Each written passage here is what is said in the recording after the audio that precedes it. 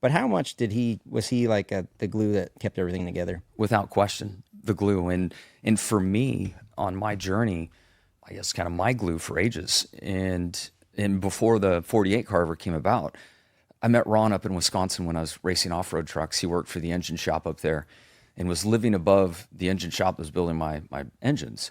And the guys that owned the shop were so worried about him because of all the fumes from the solvent tanks and everything. They thought that was going to kill him someday. Yeah, it will. So when I moved to Milwaukee to go ASA racing, they're like, hey, you met Ron and had a captain and coke with him a couple times. Like, we got to get him out of this loft. Like, you guys should get an apartment. I'm like, all right, great. So we get an apartment. Not long after that, he comes to work for the ASA team and was my car chief on the ASA car.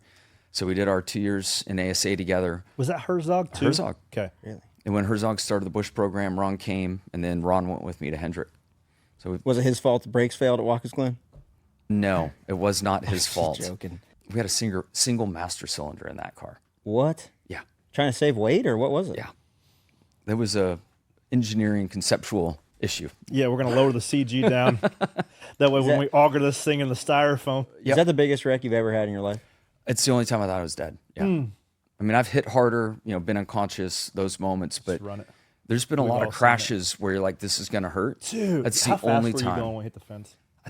We looked at the data from the test because we tested there before that, and straightaway speed's 152. And so I scrubbed off some speed on the way. 151. But when I was airborne and saw the white, I've only hit concrete. Like, what was white was concrete. Yeah. So that's why I thought it was over. That's it. This is it. And that was in the one. Yeah. Oh. And then I told myself, if I ever lose the brakes again, I'll turn to the outside wall. But that's so counterintuitive. It happened again at Pocono. I wore out the brake pads on the car, brakes go to the floor, and I turn in. Yeah, because you think you could save it. And I'm like yelling at myself for I hit the wall. Like, You damn idiot! You've been here before. There is so unrealistic belief as a race car driver that doesn't matter what you are in the middle of wrecking, you're gonna save it and drive it off. Yeah. Yeah, like yesterday, they have the big wreck and Joey's every tire's pointing in a different direction. And he's like, got the visor up, his specs are locked in. And he's like, hook it up. He's trying to plug me in. I'm gonna plug drive me it in. No, bro, it's killed. Get out. Joe. Thing was dead. See you next week. Yeah. Try again. I can tell by just a couple of times you brought up San Diego, that race and that weekend's going to mean a lot to you. So Definitely. Tell me everything you got planned. Obviously, you're running the truck race, Tricon, Truck. Yep. which I want to talk about Dario too, how that introduction to Such, Tricon. yeah. Let's talk about that first. Sure. So my man looked hot in there. Oh, he was cooked. He looked hot. Cooked. Was his cool shirt? Did he wear a cool No, shirt? we're walking to the truck for the race. I'm like, hey, man, where's your cool shirt? I heard it was mugging It's hot not going down to be there. that hot. I'm like, I know you were in NASCAR for 6 months, but Got a cup of coffee. dude, it is. It's different now. It's gonna be hot. He's like, no, I'm fine. It's a short race. I'm like, okay. So I started making ice bags immediately. Yes. Like, he's gonna be Ziplocs. cooked. I'll tell you, there's nothing more relieving than stuffing an ice pack down in there until it starts boiling your butt. Going into a race weekend, what's it look like what do you consider a success? Success. You don't want to be competitive. Want to be there. I guess probably mid pack. When I look at where all of our stuff, where our cars sit and what's possible. I think on a plate track, we obviously have good cars and can win, and that's an enticing opportunity for me.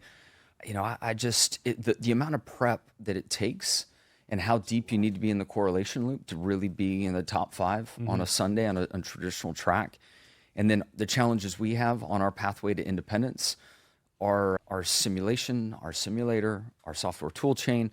We're building all of that right now. We chose a different path and to not pay the premium to be an alliance to Joe Gibbs Racing. So we have the data, but what do you put the data into? How do you know if it's correlated correctly? And so the many layers that we're trying to, put together and build, I just don't have that kind of time to get ready as John Hunter and Eric do. I mean, it's All weeks. you got.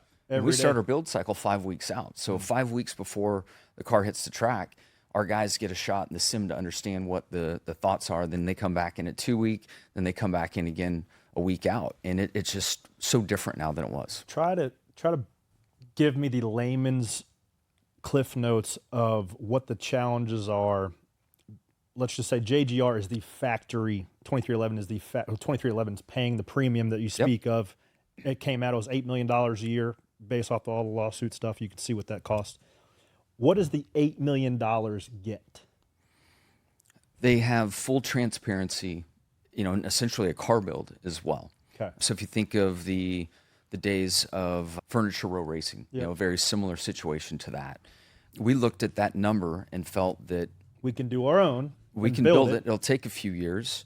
And then as time has gone on and the good faith that we have shown, we've been able to now be in partnership with Joe Gibbs Racing on the aero side. So that's new for us this year.